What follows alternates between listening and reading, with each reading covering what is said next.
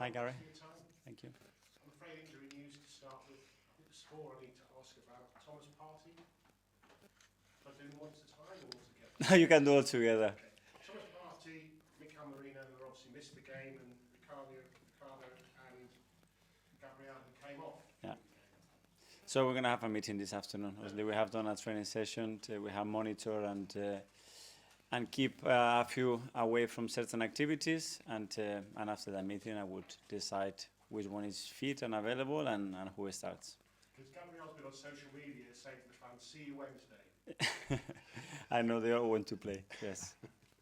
But we don't want to read too much into that. No. The FA Cup draw.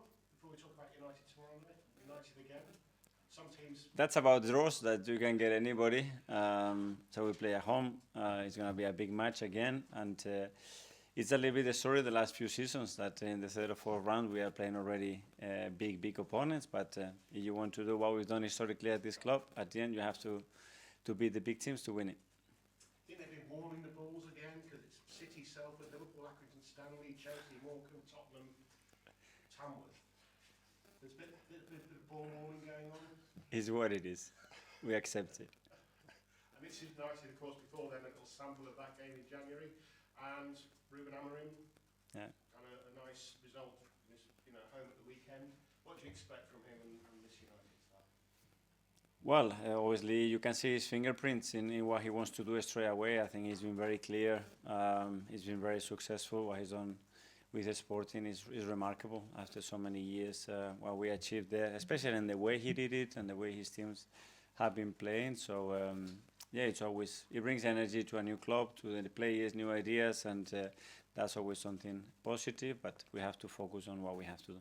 Revenge for the Europa League quarterfinal? No revenge. In football, it's about another opportunity, and whether you have beat them or lose against any opponent at the end is another game. It's going to be very different to the past. We learned that. We played against the Sporting a few days ago, and it was very different to last 2 years ago, and that has no meaning. A bit of a blip last December in terms of results, and you've had maybe a little blip, didn't you, end of October, beginning of November. After that blip in December, you went away, came back, and had a tremendous end of the season. Have you got your blip out of the way early this season? Well, we hope that we have. Obviously, the schedule and certain circumstances that we had, we have to adapt to that. We still competed really well, but we didn't have the results consistently that we wanted. We're in a good run. We have good momentum again now, and we have a big, beautiful match tomorrow night. Just a couple of questions about Jorginho, who's given an interview saying that Bukayo Saka, if he carries on the way he is with a tweak here and there, will be a Ballon d'Or competitor, a potential winner one day. Well, they train with him every day. They're in the dressing room with them. So for a player, for a teammate to have these kind of words, it's always really positive. That shows you how much they believe in him and the potential that they see in him. Do you know what they call him? A new nickname they've got for him around the training ground, which Jorginho revealed? To be. A pseudo. Apparently that's Portuguese Brazilian for big feet. Ah, okay. Yeah, I heard that a few times, but to be fair, B's got a few, so yeah, that's the Brazilian group, I think. Yeah. Okay, Thank you. We'll go to Niv from Premier League. Hi. In the last week, 13 goals in all competitions in three games, home and away. You've been outstanding, and you got this result despite again missing key players. What do you think led to those performances and the results? Well, that everybody feels important, and we've been in this situation almost from the start of the season, and we always talk about the squad, the importance of everybody feeling important, and the quality that we have within that, and we're going to have to continue to adapt to that, because with the schedule that we have every 3 days, games till March, is going to happen. So very pleased that the team reacts, the team plays in the way that he's been playing, and to win the games that we have done in a really convincing way is always very positive. I must ask you about Odegaard, and can you recall working with a player like him at City as well back in the days, that was out for nearly a couple of months and came back and looked so sharp? I don't know. I would have to think about it, but honestly, it doesn't surprise me because the way he looks after himself, the way he was talking, the way he trained, the way he looked a week or two before he already joined the team, it was really sharp. And then obviously, the team has a huge confidence and trust on him, so that has a big impact as well on how much they rely on him. Ruben Amorim, he recently joined Man United in his late 30s. 5 years ago, you joined the Arsenal in your late 30s. I'm not going to ask you about what's the best advice you can give Ruben, but from your own perspective, what have you learned as a young manager in this league for this journey? How unpredictable this job is because I jump into a new job in the middle of the season in very special circumstances, socially, especially at the football club. And then we go hit by COVID. So you can plan whatever you want, but at the end, football takes you in a direction that you can never imagine, and you have to deal with things to that. So take it as it comes, face it, and go for it. Josh? Tomorrow will be the 500th game Yeah. at Emirates Stadium for the men's team. You played in 75 of those, you've managed 120 so far. What have been your personal highlights? Well, the first one, my debut probably against Swansea, and just realizing how beautiful it is to play for this football club in such a beautiful stadium. And then as well a little bit the transformation in atmosphere and how incredible we all feel about playing at home in front of our crowd and the energy that they provide, which is something that I think is exceptional. How different do you think it is from when you were playing to now? It feels different probably because as well you are not on the pitch, you are on the sideline and it's different, but everybody talks about it, you know. We haven't experienced an atmosphere like this at home and it makes a huge difference and tomorrow is exactly what we need, that hyper energy, everybody on it, playing every single ball with us and the team is going to respond to that. Simon? Okay, can I just ask you on Bukayo? I think it's only Salah who's been involved in more Premier League goals this season. Have you noticed a shift in his output in terms of goals and assists, and what do you think that's down to this season? Yeah, in terms of the numbers, yes, but we always see a shift on Bukayo every single year. He's providing something else. He's adding things to his game. He's more and more consistent. And as you mentioned now, obviously, his number in terms of impact in goals and assists is incredible at this stage of the season. He can only improve, he can only get better. He's got the right players around him as well to continue to do so, and especially because he wants more. He spoke about when he grew up, he idolised Cristiano Ronaldo. Do you think those sort of numbers that Ronaldo produced are obviously quite remarkable? You know, Bukayo should look to try and reach those sort of To look is always good, you know, and probably the way Cristiano started his career and when he joined Manchester United, nobody probably expected in the first few seasons to be able to do that. But again, it was about his mentality, his work ethic, how he developed his skill, his chemistry with his team. And yeah, to play in a team that has the capacity as well to be dominant is very, very important. So I think B has got that context and is aiming for that. I think it's a positive thing. James, Athletic?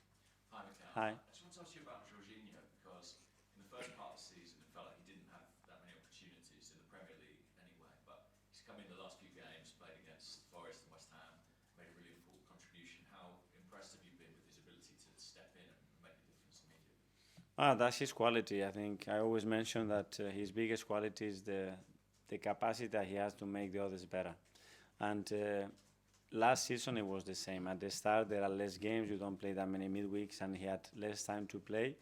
I always told him, be ready because it's going to come the time that we need it, and it's not going to be any. In 1 week you're going to play. It's going to be you have to play now or you're going to play tomorrow. And the way he prepares is top. So when he needs to play, he's always ready. And he spoke this week about doing his coaching badges here at Arsenal. When you see him on the touchline, sometimes it feels like you've got an additional member of staff. Is that his role with the group? That was my feeling when he was already at Napoli. And the first time I scouted him to say, there's a coach here for sure. And yeah, he's got that will. He's been doing the courses now for a period of time with all the players as well. And I'm sure he will prepare and he will be very good. James, ESPN? Hi, Kevin. You mentioned earlier about the transformation of the atmosphere in the Emirates. You said back in January, though, you felt you could make it even more hostile. Do you feel you've done that in the course of this year? Yeah, in certain moments, yeah. But there is still a lot of things that we can do. and we can still improve. And we can do it we as a team as well, you know, to promote that and how we connect with them. It's a lot of things, and we're always discussing about that.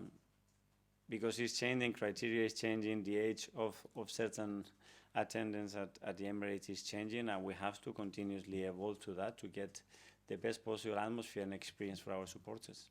Give us an idea of a couple of things that you could do. Kate is there, she can help you on that one. Your press though. Yeah, no. But it's not really my job to talk about these things. I can do a lot of things, but I need a great team behind me to do that. Because I only mention it because the owners have said that there's some conversations about potentially expanding the stadium. Is that presumably something you'd like to see more fans in? Well, I don't know. Obviously, that's a club vision and a strategy, and the moment that we are ready to do anything like that, I'm sure that the club will announce it. Kai? Hi. Scored another goal from a set piece at the weekend. It feels like we always ask you about Mikel Arteta every single week. So is he Odegaard? I think we've all made that joke at some point in the individually. Just wanted to know what's he like as a guy though, because we never really hear from him. We hear from you all the time. We never hear from him. He seems very lively on the touchline. I'm wondering, is he like that on the training ground? Is he a bit more reserved, or what's he like? Yeah, very special person. Obviously, someone very, very close to me. I go to work with him at City. When I thought that there was a big room for improvement in that department, and I contacted him and I suggested to Pep to come and help us. And since then, obviously, we've been extremely close. We share a very clear vision how we want to put everything together. It's just not about open play or set pieces, how everything is connected, aligned, and can work efficiently in our team. And there is a lot of many other people that puts a big effort and thoughts and hours into that. But for sure, he's someone that is very, very important for the team. And you say it's all connected. Back sort of when you were playing, it seemed to be that sort of 15 minutes at the end of every training session was set pieces, and lots of players got quite bored and they didn't like it. I wonder, is that how you do it? Do you mix it up? I don't believe in that. How do you do it, and how do you? It's all connected, so you have to train it all connected. It's not sequences of play that are very far apart, and we work in a way that is actually very close to the game. And just to that empower the players so that when they're on the pitch in real game situations, they can then make their own decisions. They can say, look, if West Ham are defending in this way, we can employ this tactic, or... Yeah, well, it's the defensive part as well, you know, and why you have to defend set pieces. And when you have to defend a set pieces, sometimes it's too late. What actually happened before that to be yourself in that position, or how can you be in the other way in a better position to do that? So that's always something that we are discussing. Okay, finally in the live section, we'll go to Phil from PA. Hi. United are 15 points off the top and only 6 points behind you guys in second place. Do you think that somehow that they'd be able to, put themselves in a title mix, or is top four should be their ambition this year? Sorry. United, do you think that they can somehow You get to took. the title mix, or do you think top four should be their ambition? I don't know. We are still very early in the season. I mean, any team that is got the capacity to put 5-6 wins in a row is going to be up there, because it's so tough, and you see every week how all the teams are struggling to maintain winning. So I think anything is possible. In terms of City, obviously they lost again on Sunday. Is this the most vulnerable you've seen since you've been in charge here? Again, if there is a team that has the capacity to turn this around and start to win, don't rule them out, because you know how much quality and the coach that they have.